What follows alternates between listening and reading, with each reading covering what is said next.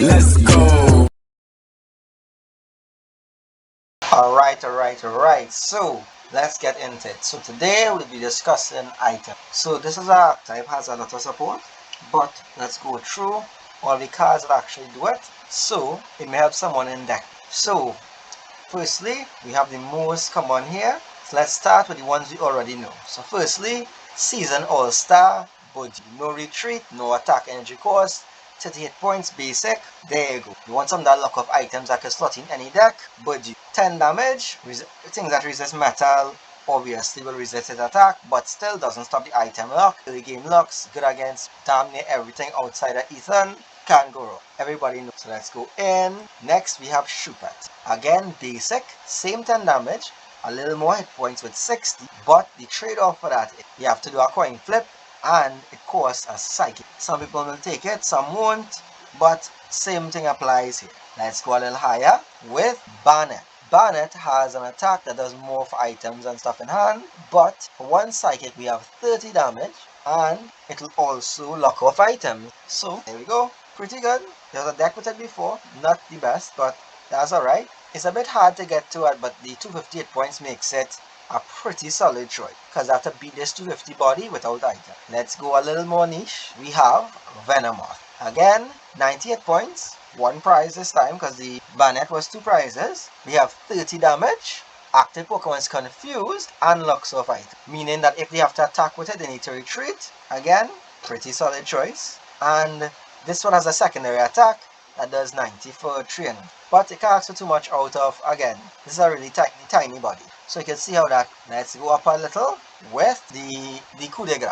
So we have Galvantula. It's a Terra Pokemon, meaning it can resist on the bench. That first attack does double damage to V and EXs. That's 220. That's enough to knock out almost anything in the format on a body that's a Joltik. So meaning you can set up with Joltik if they don't kill it, go into Galvantula, put her energy and start swinging. The item that comes in its Terra attack, that's a grass, a psychic, no, it's a rock, sorry. A grass, a rock, and an electric. We have to discard the energy, but that's 1E. So, pick your poison. But now, we're getting into the premium stuff. So, the first premium guy we have is Genesect. It doesn't say no items, but it says no A-SPEC. Most of the most played A-SPECs are items. So technically, this stops the most valuable items. Technically, it also stops tools, also stops energy, but as I said, it's the format where most of the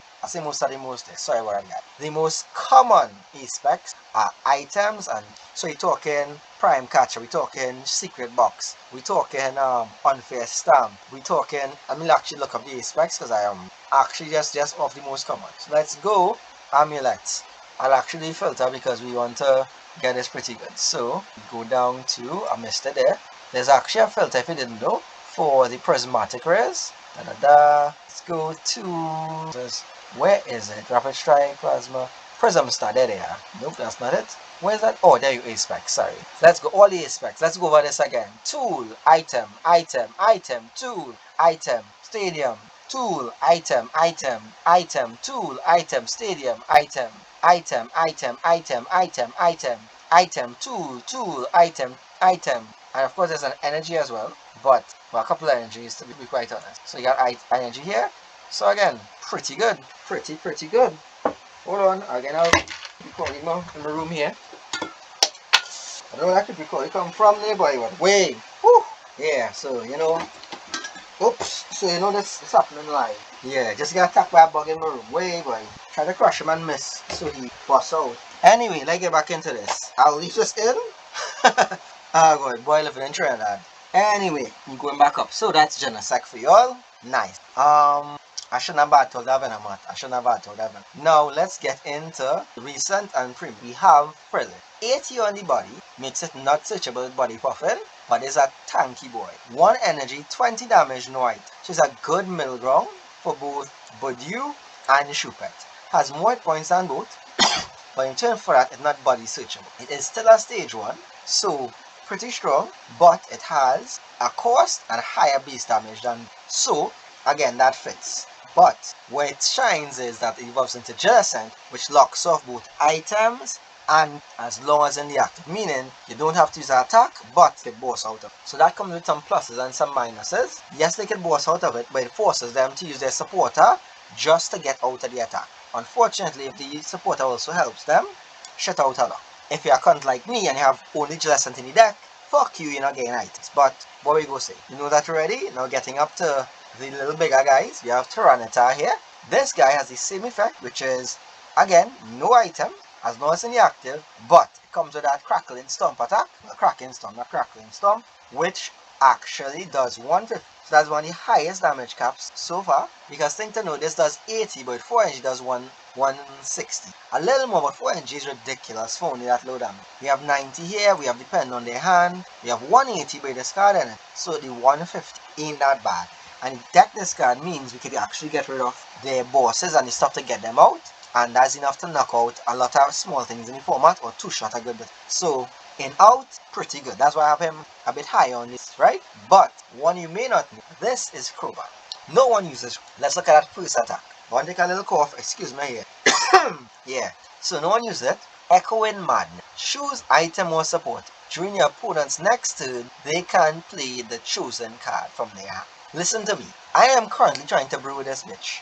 Think of playing this bitch turn 2. No supporters for this. If people think items are bad, imagine a game with no support. That shit will be hard. There's no crisping. Most important cards in the game are support. So, there you go. That's the item lock mechanic. So now I'll do a brief overview of it. My rating for the most excuse me, shouldn't I spray so hard, boy?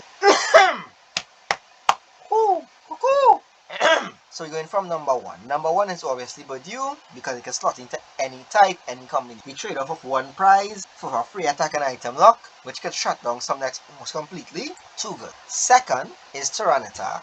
Tyranitar actually has that ability to just mill along with it, but it's only kept back by that stage 2. So that's it. But again, if you're playing this, you usually have ways to accelerate into it, and if this is your main goal, pretty solid early. Next is Genesect. Again, it's not particularly locking off items, but it's the only one in the set who can lock off items, even those particular items from the bench.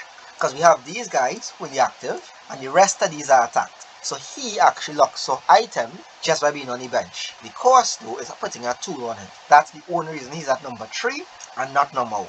And the honorable mention is Crobat. If you can build decks around these effectively, you can keep your opponent from going forward, and especially in a format where rare candy and fixes and we have those Noctowls and searching for items is so crucial. These are almost essential in just disruption, because if you can disrupt them enough to keep cards in hand and hit them something like a 0-sec, XERO. Okay, my filter is on, so let's clear that. There we go. And hit them as 0-sec.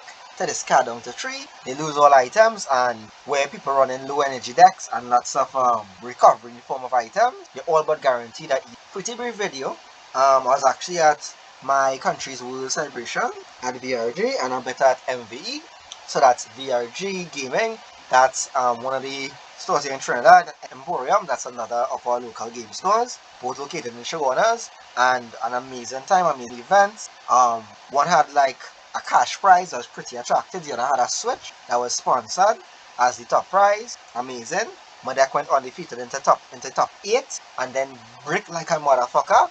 But it be like that, cause the game we went into time, and did a sudden death, fully loaded up, need 1 energy to attack with a Cornerstone Mask. All he has is being Charizard, and I just enjoy the energy in like 4 or 5 things. So he eventually just got into Pidgeot, got into Charizard, boss, swap, attack. That's it, suddenly. So it'd be like that something. But yeah, that's about it. So we'll see how things go from there. Again, thank you for tuning in. Pretty short video here because the item lock archetype is small but growing, but there's more than enough here to build a deck. In these, that's already 9 cards in a deck. And if you go here or here, that's around almost 9, that's 18. And then some support Pokemon here, you're already there. You can also go here or here and here, meaning Psychic and Grass, where again, pretty solid deck. You have these here for that lock off, you have these here for that damage and the lock.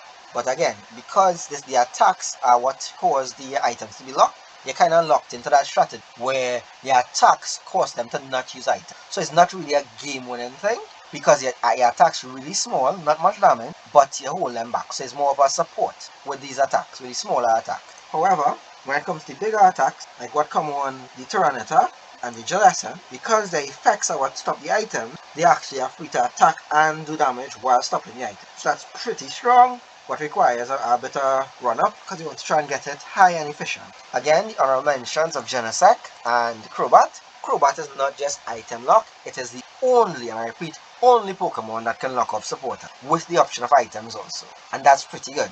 So, I'm actually working on a brew with this, because if I can get both him and Jellicent in a deck, Bumbo Rasclap, we go and fuck them up. But that's about it. So, pretty short video. Kinda choking myself here.